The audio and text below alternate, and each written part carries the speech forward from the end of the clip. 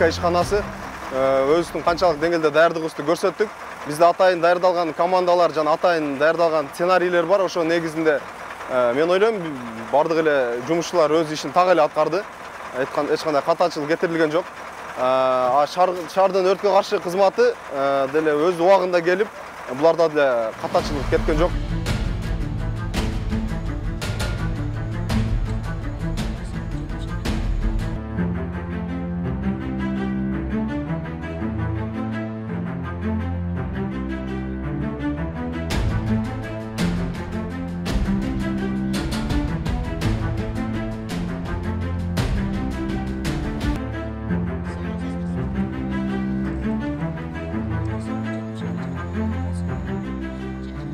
Жарандарды коопсуздугун ойлоп, бул жерге штабка алып келип, палаткалар тигилип, медициналык кызматтар, врачтар, ветеринардык байланыш, ашкана, штаб, палаткалар бардыгы тизилип ушул жерде кабыл алды да.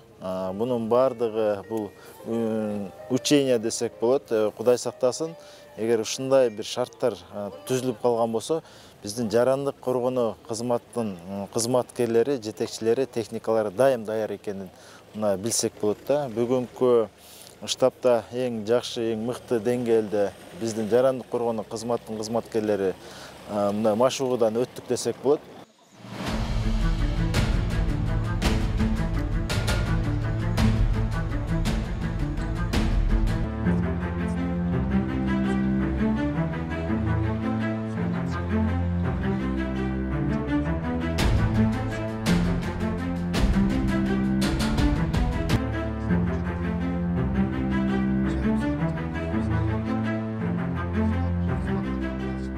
Биз ал жерге дароо өрт өчүрүүчү автоунааларды чакырып, анын ошол Кыргыз Петролеум компаниясынын сыртындагы элдерди эвакуация кылганга ошол биздин шаарыбыздагы ар бир служба өзүнүн салымын кошту. Бүгүнкү күндө азыр ошол жердеги элдерди бүт баарын мына коопсуз жайга көчүрүп келип, азыркы учурда дарыгерлер өзүнүн ишин аткарып, башка службалар өздөрүнүн бар жумуштарын аткарып, азыр элдерге кам көрүлүүдө.